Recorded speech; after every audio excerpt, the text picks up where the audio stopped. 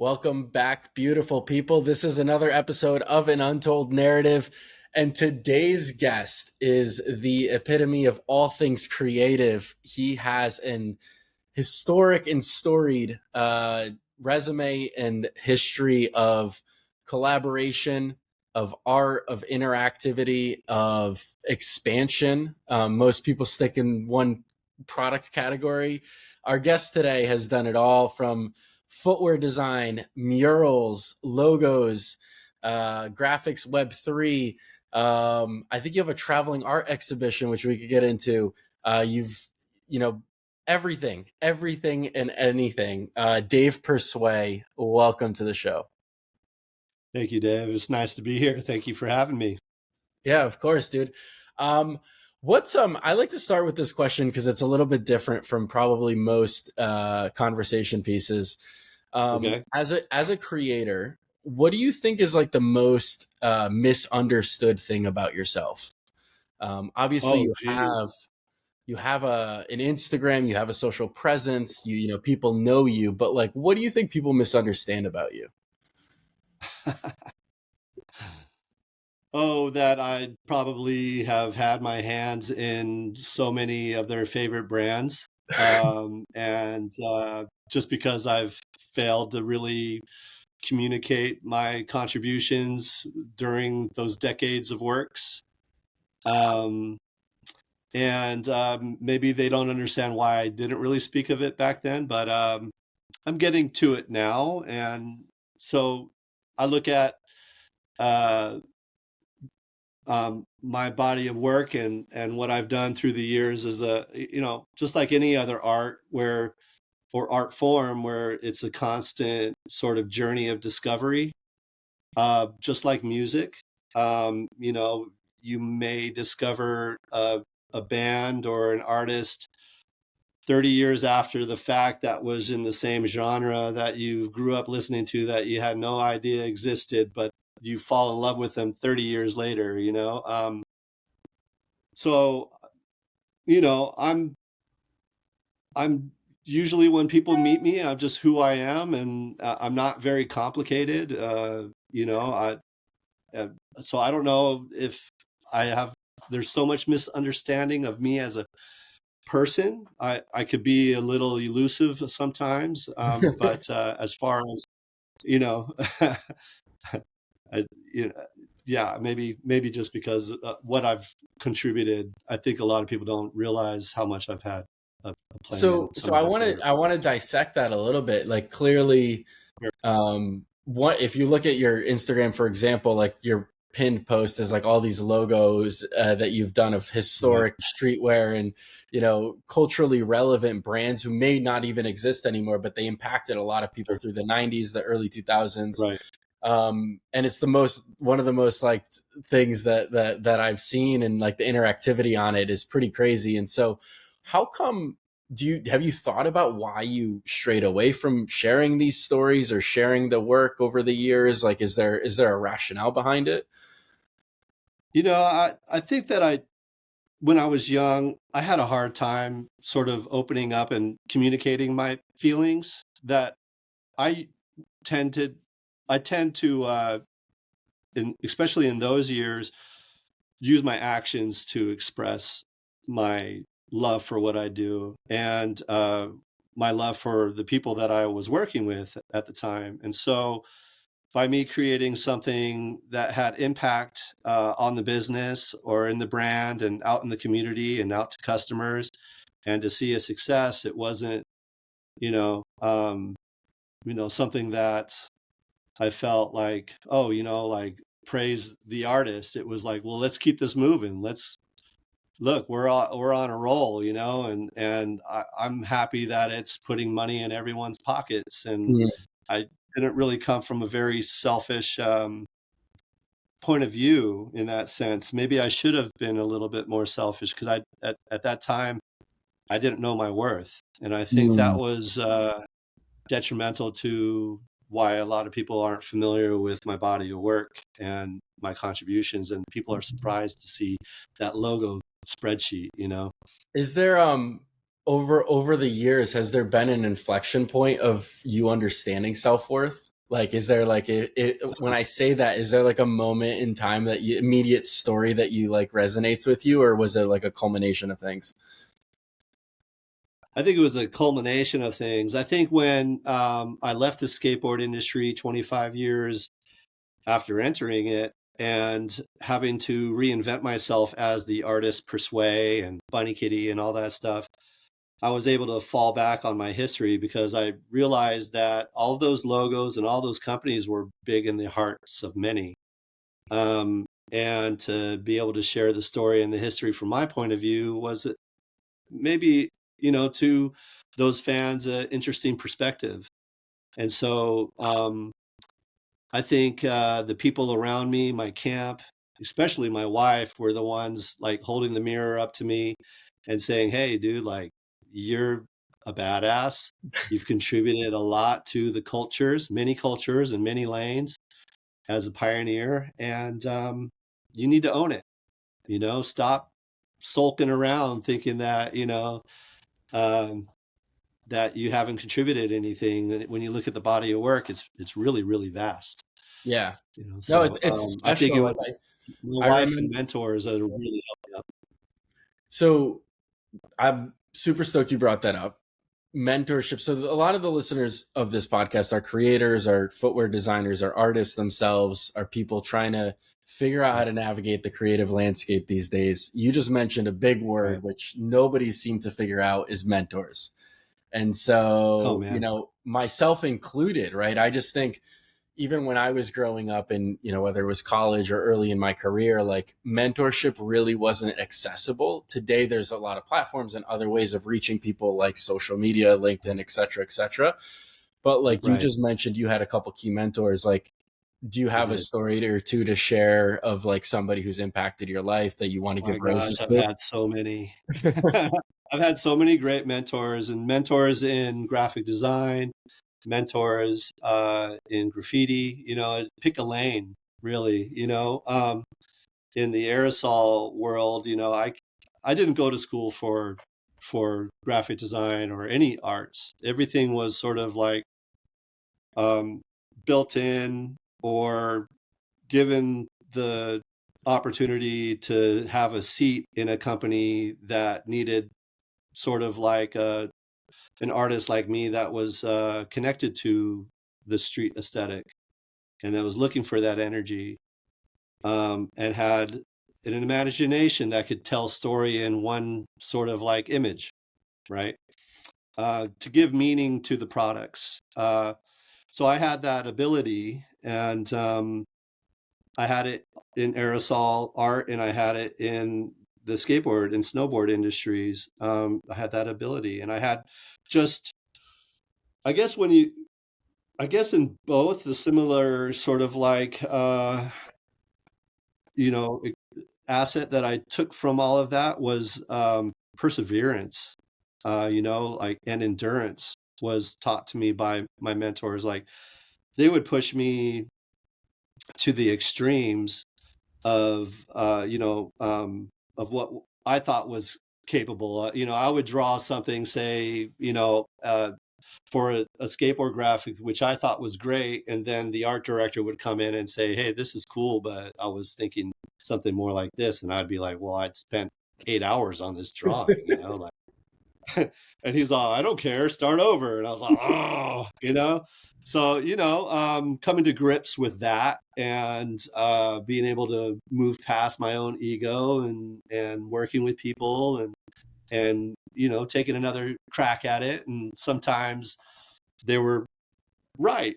A lot of times they were right. A lot of times, sometimes they were wrong, and, to put that in the context of the aerosol works, it was like, we wouldn't take breaks, like you wouldn't sit down and take a break. You would continue painting for 9-hour sessions at the wall.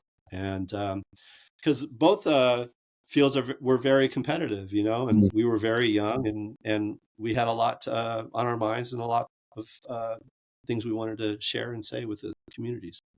What's as you're talking about the this idea of working 9-hour shifts, never taking a break. Obviously, you've learned a lot of things from other people's advice.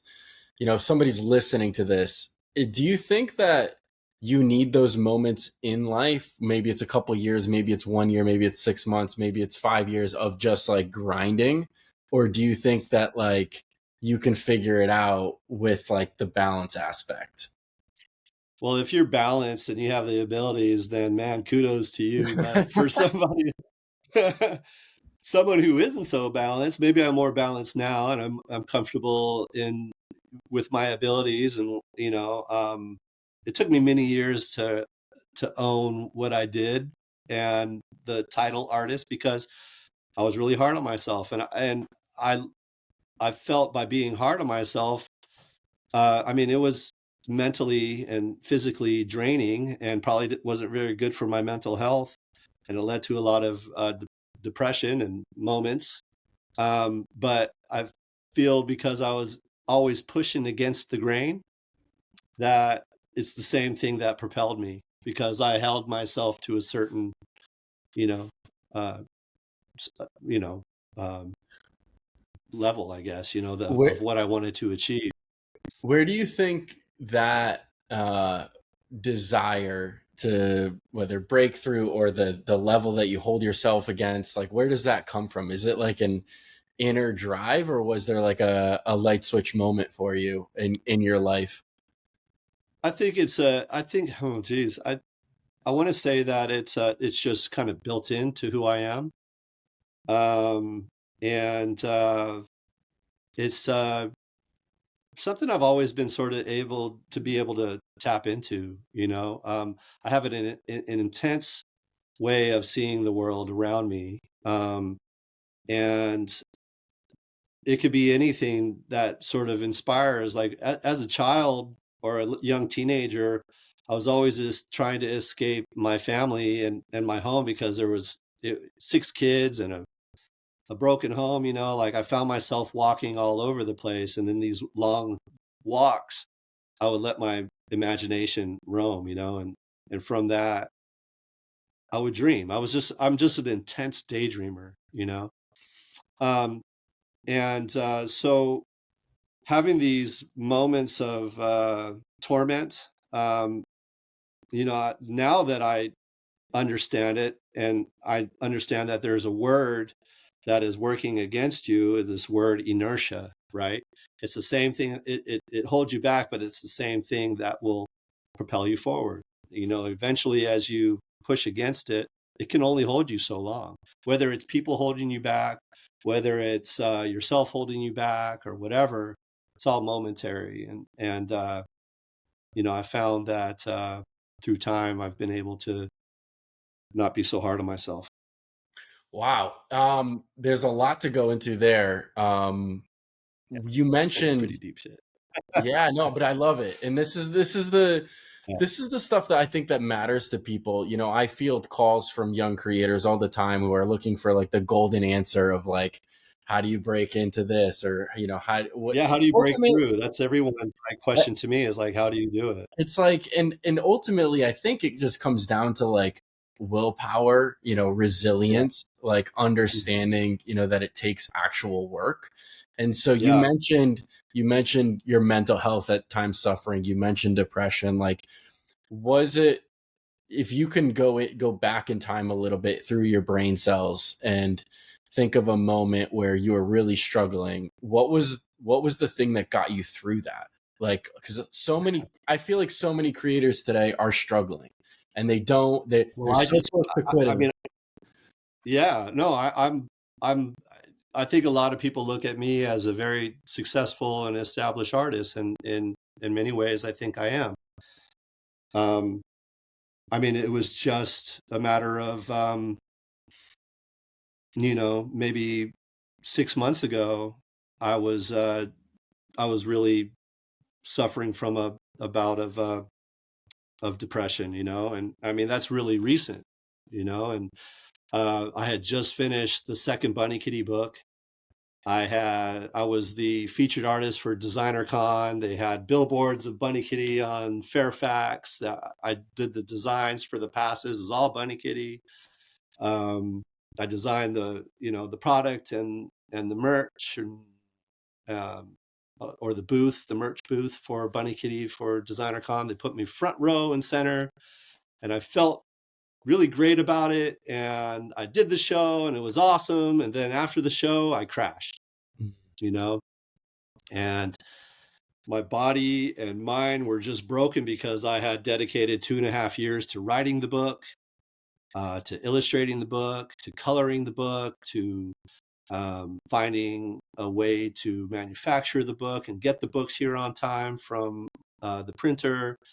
And it was 2.5 years of work. And I felt broken after all that.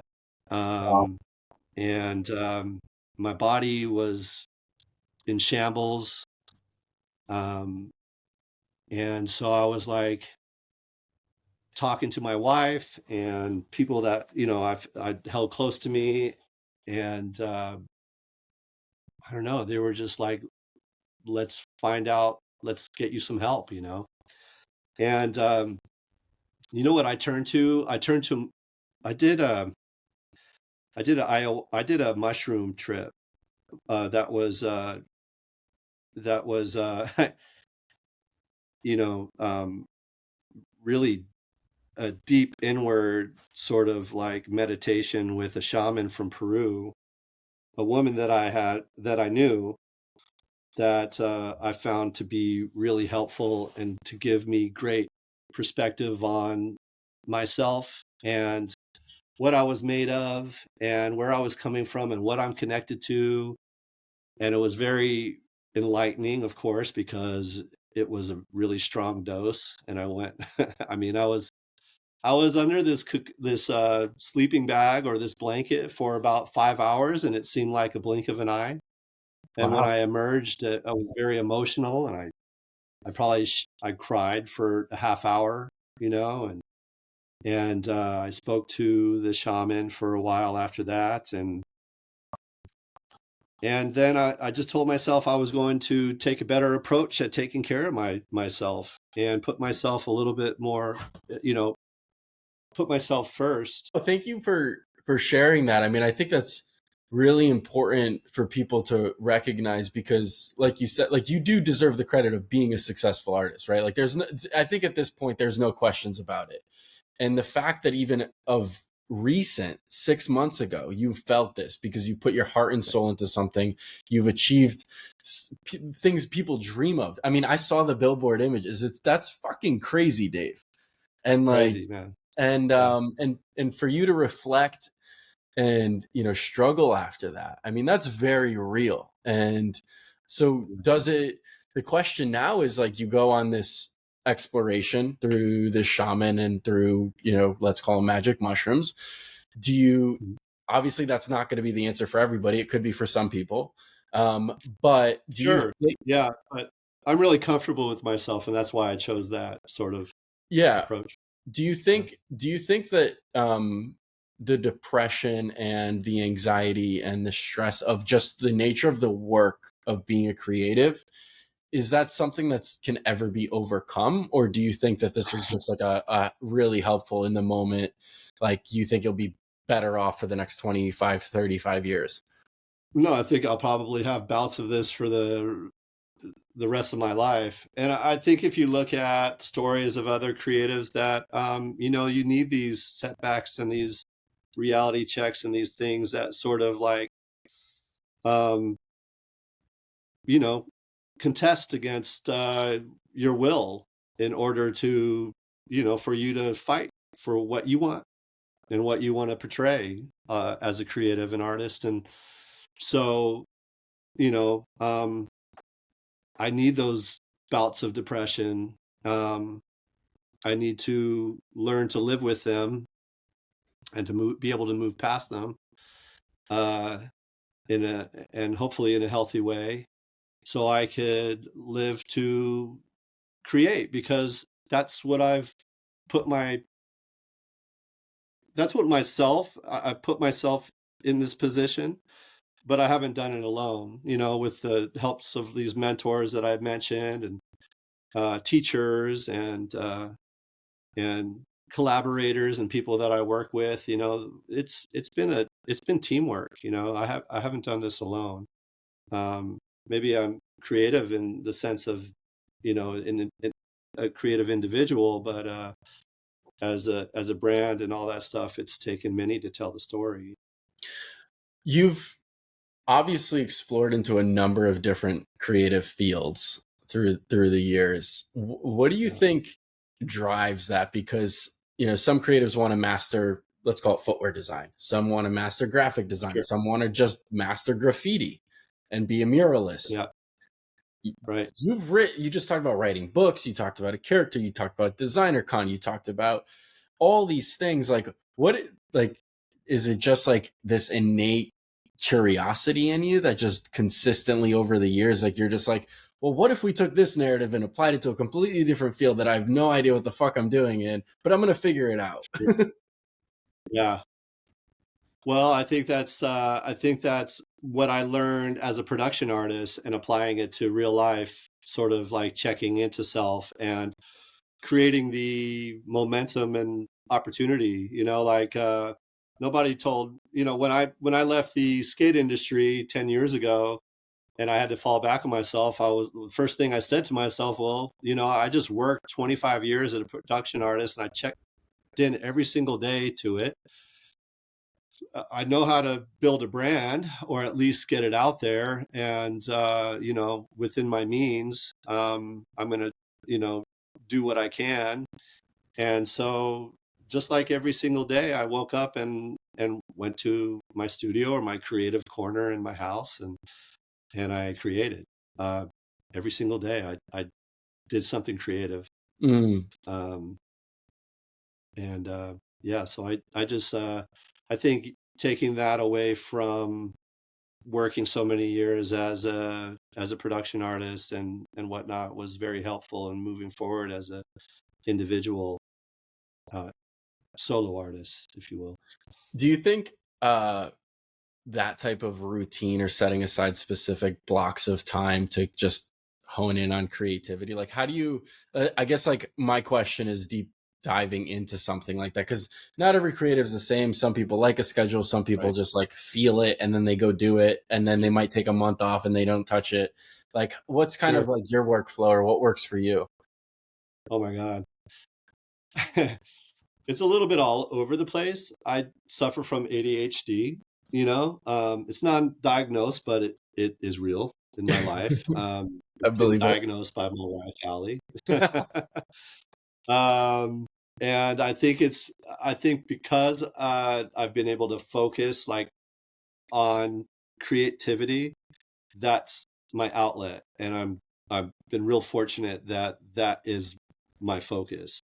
And by having that as my work and whatnot, like, and being able to check into it, it's like I could do it on a whim any time of the day. I try not to take myself too serious, Mm, um, because I feel when I am drawing, say, like I want to, I expect something from myself and I can't achieve it, then I'm not hard on myself. And by having a journal or an iPad and I'm capturing ideas, um, who's to say that some of these ideas that I'm not using right now, I won't turn back and gain introspective or um, concepts for a future project or an approach. And so I'm constantly trying to capture, little kind of like, you know, vibes or something that I could maybe use down the line. mm, And knowing that I have these files and ideas in notebooks and whatnot, I find myself comfortable in my skin when I uh, can't achieve what I want that day, or I could take a few days off because I've just drew for the last 5 days, right. So do you it sounds like you reference past work a lot. Do you have like I a sometimes, yeah. Yeah, do you have like just like stacks of notebooks? Like even for those watching on YouTube, you can see obviously some of your artwork behind you in different formats, whether it's painting, prints. graffiti, like artwork, like, do you like, is there a Dave Persue just like library archive of like a bunch of Archives, unseen art? yes. I have a lot of archives. Yeah, I have lots of drawing books that go back to the 90s, early 90s, all Sick. the way up to present day. I have a lot of my archives from the skate industry, whether they be catalogs or original drawings from when I was working with Ken Block and Damon and Osiris and Circa and all that stuff. So I have a lot of that stuff, whether it be here in my art studio or in storage. So it's sort of like spread out, but Man, you got I've managed to a lot of stuff. you gotta, like, we talked about it a little bit earlier, but I think the world would love to see all that stuff. I would love to show it. This year, I think I'm really going to concentrate on telling the story of the logos and the industry and the graffiti and everything, how all these sort of highways, intersect and intertwine together in my career. Because, I come from a time where people chose one lane, right? You kind of mentioned it, where, you know, I was listening to, say, let's just call it, goth music, right? For a Mhm. lack of a Sure. better term. I was listening to goth music and doing graffiti, whereas some of my friends were strictly hip hop, Mhm. and I was listening to that too. But I wouldn't let them know that I was like listening to goth because I didn't want to be made fun of, It's true. because I love goth music and I love sad music and shit. And so, I would hide those things because I didn't want to be made fun of. Who likes to be made fun of? And I ended up being made fun of anyways, but so it was one less thing I was being made fun of about, that I love goth music. So, uh, I forget where we were going with this question, but Storytelling, some of the old work, and you, instead of you back then, you chose one lane and didn't want to right. share those things, but Right. Yeah. So I just liked having a lot of lanes to express myself. I didn't like to, that saying, what is that, master of, um, oh, when you do too many things, you become a master of none or something along those lines. yeah. Yeah. See, I don't even, it doesn't even, work in my brain because I've mastered a few things. I mean, I don't think there's one right way. I mean, all these quotes are very funny, right? Like, I don't think there's one Yeah. right way to approach I creativity. think Like that's some, designed to hold people back. yeah, maybe. I would be the epitome of someone, of a Renaissance man, I think, Yeah, I mean, it's within it's my pretty genres. it's pretty fascinating. Speaking of doing other things, like, as we enter the new year, Dave, like, you obviously, sounds like you've thought about storytelling some of the old works, but is there a new thing that you're going to explore this year, or have you thought about that? Like, do you plan out like the full year in advance, like, or are you just more of like in the moment, and then as work approaches it, I'll tackle it? Yeah, usually some things are on the counter, but a lot of things just sort of fall into place through the year. I have like some drops with Super Plastic, to follow up the first drop this year. There's things that I want to do solo, like fashion wise and capsule wise. And there's a lot of talks about collaborations. Some things will happen, some things won't. I try not to stress about it. And, but personally, for like things like Bunny Kitty, I want to continue to, you know, uh, write more stories with the other characters and exploit some of the other interesting characters in the IP, because not everybody, relates to Bunny Kitty. They like Bunny Kitty, but maybe they relate to Rilla or Twerp or Mm. other aspects of the universe. So I want to sort of exploit that. I want to do. There's more talks of international art shows, and I want to get into licensing. I want to figure out how to get Bunny Kitty licensed out further, so I could have these revenues going and fun collaborations while I'm able to do what I want. So Mm-hmm. in order to do that, that takes a lot of communication and work and whatnot. So this is sort of the idea and outlook for 24 into 25 is to find these relationships. I I love that. I'm really excited for the future of Bunny Kitty as well. Then it sounds like you're gonna do a lot with it, and you should be. I think you know a lot of people talk about whether it's writing a book or creating a character and a narrative, Yeah, and not too many people execute it. So I think you should be super stoked with how far you've developed it. It's been I've only recognized your work. I'll call it over the past 5 years. Like I just didn't know you that long, and it's been, right. even in that time span, it's been, the growth has been crazy. And so I think Thank you. that being on your goals and your agenda is something you're passionate about still, and you want to continue it. Like, you should be stoked, man. Yeah. So many people talk about doing stuff like that and then they don't do it. Thank you, David. I think that you came in at a time where you saw the snap of me Yeah. being able to take Bunny Kitty in a direction where I had always envisioned it. Bunny Kitty has been with me for 23 years. Wow. Um, People discover Bunny Kitty today and yesterday and don't realize that it's a 23-year-old IP and that I've been trying to exploit it forever. And uh, so it's fun also when I get these opportunities to show Bunny Kitty paintings in a place like Asia, and they come to the art show to meet the artists, and they see that I'm not a woman and that I'm a middle-aged man with gray hair, and they find it really inspiring that a man is able to capture the femininity within the artwork and the brand and the story, and the fans admire that because I think that if more men can capture their femininity and show that side, that maybe this world might be in a different predicament. And I feel that that sort of how do I say, maybe weaponizes Bunny Kitty in a sense. Mm, that's fascinating.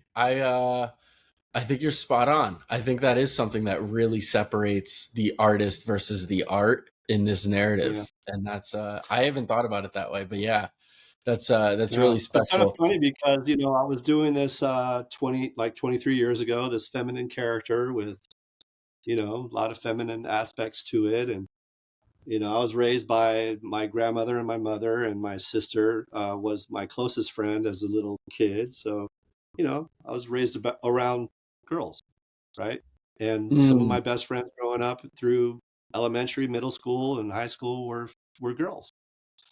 And So I embrace that and I love it. mm, Uh, and so, you know, uh, doing Bunny Kitty through graffiti, because that's how I introduced it. I introduced it before the term street art and before street art was a term used to, you know, explain the aerosol movement for people to digest it, the way they were going to. You know, Bunny Kitty was, and my idea of it was made fun of, and it was like by peers and people that I thought were my friends, like, but I'm not a victim, like I just didn't listen to them. And I had I have a really strong personality. And so like, if I have a vision, I'll see it through, whether one person likes it or 1,000 people like it, I'll still mm, do it because it's about that journey. Right. So, the journey is the most satisfying aspect of the work. Um, and so you look at where especially the US was with fashion and what guys were wearing. And then now you look at what guys are wearing now, and they're wearing pearl necklaces and they're buying Bunny Kitty shirts with daisies on them. And now you got the people that didn't understand what I was trying to do saying they understand now, and that it's just different times, it just and took 23 I think, years, Dave. yeah, it just took 23 years, and I think people understand Bunny Kitty, what I was trying to do with it now, more now than ever before. That's amazing, and that's a true testament to your patience and self belief, man. Like, I think that's a key The takeaway for me. Yeah, and I didn't write that story. I think I first understood that when I saw the story of the tortoise and the hare. Right? Mm, Be yeah. patient. As Understand patience. Dave, as we wrap up the convo, I wanted to. You just mentioned the femininity and female role models and friends in your as you've kind of progressed in your life, and just Yeah. because I've also had the opportunity to meet your wife digitally through Clubhouse Yeah. and had a number of conversations, I just wanted to give you a little bit of space to just in a few words express what she means to you and how much you've mentioned her a couple times already in the podcast. And I think it's important, man. Like I do these interviews and these conversations, and whether it's their partner or these role Yeah. models or a parent, I think it's really Yeah. important to just give flowers where they're due. And I know that your wife means so much to you, so I just wanted to give you some space to just express from the top of your head what she means to you. As you could tell by my smile, she'll love this aspect of the interview, and I'll love sharing that, because my wife was the one. She found me in my lowest point, and we've been together 11 years. And man, I gave her so many opportunities to run to the hills, from me, because I was in a very bad place. And but she stayed and she fought for me. She many times put me before her. And in my life, the only person that I knew like that was my own flesh and blood, my mother Mm, and my grandmother. And so to have something like that, and to be able to have that confidence in a relationship, and being able to just move forward at that point and to have a partner like that, it was a superpower.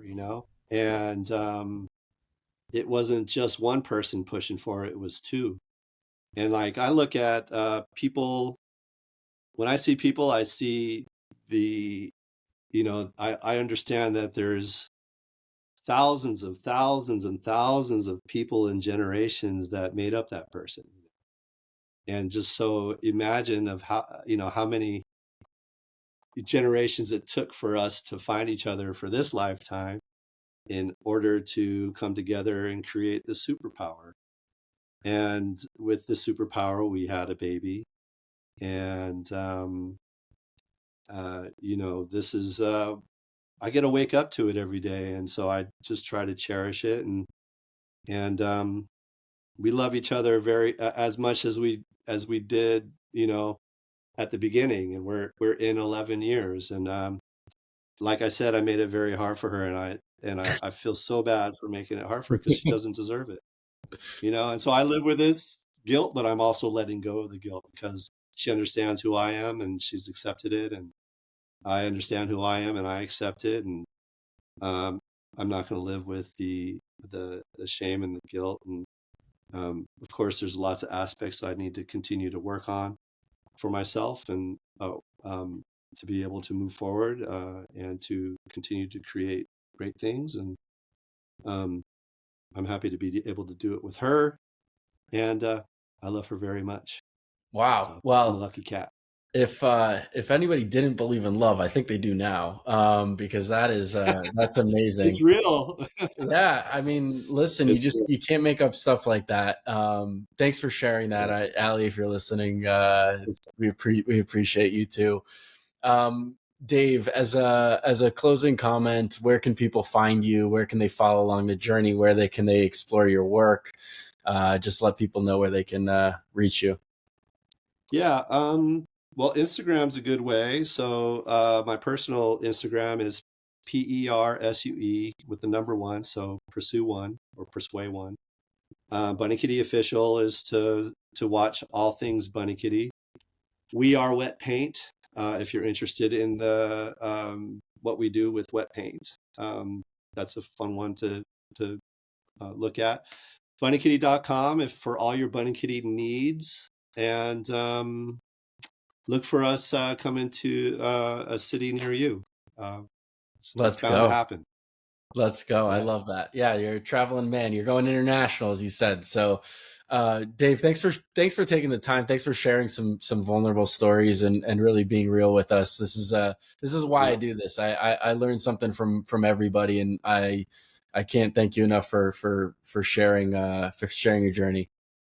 I appreciate that, Dave, because there's a lot of times where I go into these conversations and I always start with the same story and it's the same thing. So it's nice to be able to talk so open and freely with you. And hopefully, maybe there's some viewers out there that will relate to some of the things that I've, laid down here. I Thank definitely you for think the so. space.